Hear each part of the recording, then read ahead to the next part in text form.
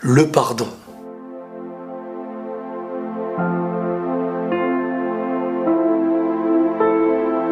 Aujourd'hui, je voulais parler avec vous du pardon. Cette chose qui, à mes yeux, est la base de tout. Autant pour nous-mêmes, autant pour celui avec qui on a un lien. Et peu importe le lien. Il peut être proche, il peut être loin, le pardon définira qui nous sommes. Mais encore mieux, le pardon définira celui que nous voulons devenir. Demandez-vous pourquoi c'est si difficile de pardonner à quelqu'un.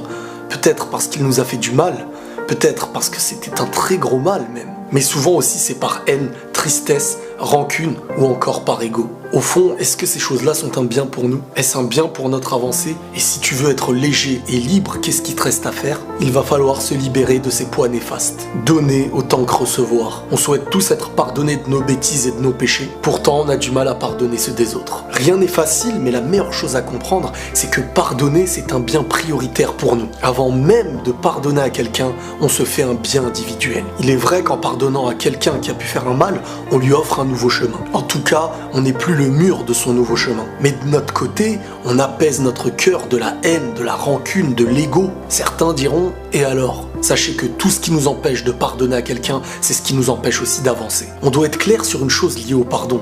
Le pardon ne veut pas dire « reviens vers moi ». Tu peux pardonner à quelqu'un que tu considères néfaste pour toi. Non pas parce que tu l'aimes ou que tu tiens à lui, mais tout simplement parce que tu ne veux pas abîmer ton cœur à cause de l'autre. Le sens du pardon peut aussi vouloir dire « tu ne dois plus rien, tu peux partir en paix. J'ai besoin de me construire et pour ça je ne peux pas accepter cette haine et cette rancune que tu m'apportes. » Le besoin de faire le vide, c'est aussi pouvoir donner la chance à chacun de pouvoir changer. Autant que nous aussi, on se doit de changer. Nous ne sommes pas plus parfaits que ceux à qui on pardonne. Avant de dormir, tout le monde devrait se rappeler que peut-être on ne se réveillera pas demain. Donc pourquoi ne pas s'endormir propre de tout en ayant demandé pardon aux gens tout en les pardonnant? N'oublions pas aussi que parfois les gens peuvent changer et que parfois ce bienfait dépend du poids qu'on a accepté de leur retirer. Et même s'ils vous ont fait du mal, même s'ils vous ont fait pleurer, n'attendez pas la récompense de ces personnes ou la reconnaissance, car elle viendra d'ailleurs. Et en fin de compte, peut-être que nous aussi dans nos vies on en a fait couler des larmes. Le pardon est une richesse et si un jour vous voulez vous sentir heureux, il va falloir être pardonneur. À chaque fois qu'on pardonne à quelqu'un, on se pardonne un petit peu à nous-mêmes. Ça coûte une difficulté au présent,